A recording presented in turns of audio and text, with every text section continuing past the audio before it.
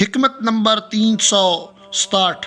مولا فرماتے ہیں اے لوگو، دنیا کا ساز و سامان سوکھا سڑا بھوسا ہے جو وبا پیدا کرنے والا ہے، لہذا اس چراگاہ سے دور رہو کہ جس سے چل چلاؤ با اطمینان منزل کرنے سے زیادہ فائدہ مند ہے، اور صرف بقدر کفاف مطلب نان و نفقہ لے لینا اس دولت و ثروت سے زیادہ برکت والا ہے۔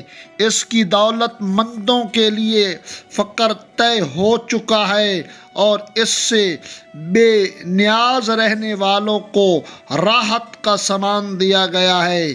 جس کو اس کی سج دھج لبھا لیتی ہے، وہ انجام کا راز کی دونوں آنکھوں کو اندھا کر دیتی ہے، اور جو اس کی چاہت کو اپنا شعار بنا لیتا ہے، وہ اس کے دل کو ایسے غموں سے بھر دیتی ہے جو دل کے گہرائیوں میں تلاطم برپا کرتے ہیں، یعنی شدت برپا کرتے ہیں۔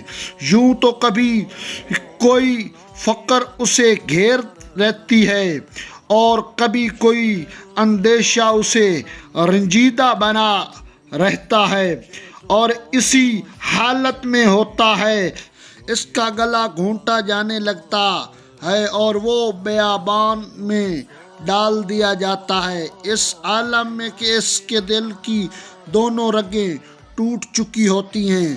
اللہ کو اس کا فنا کرنا سائل یعنی آسان، اور اس کے بھائی بندوں کو اس قبر میں اتارنا آسان ہوتا جاتا ہے۔ مومن دنیا کو عبرت کی نگاہ سے دیکھتا ہے، یعنی اس میں اپنے آپ کو نہیں ڈیرے پکے لگا لیتا، اور اس سے اتنی ہی غذا حاصل کرتا ہے جتنی پیٹ کی ضرورت مجبور کرتی ہے، اور اس کے بارے میں ہر بات کو بغض و عناد کے کانوں سے سنتا ہے، یعنی اس کی باتوں پر دل نہیں لگاتا۔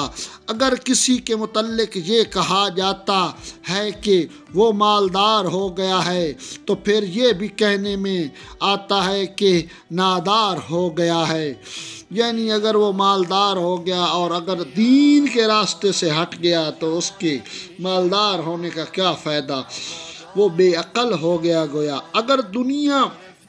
اگر زندگی پر خوشی کی جاتی ہے تو مرنے پر غم بھی ہوتا ہے۔ یہ حالت ہے، حالانکہ ابھی وہ دن نہیں آیا کہ جس میں پوری مایوسی چھا جائے۔ حکمت نمبر 368۔ مولا فرماتے ہیں اللہ سبحانہ نے اپنی اطاعت پر ثواب اور اپنی معصیت میں نافرمانی یا گناہ پر اس لیے رکھی ہے کہ اپنے بندوں کو عذاب سے دور کرے اور جنت کی طرف گھیر کر لے جائے۔ اللہم صلی علی محمد و آل محمد۔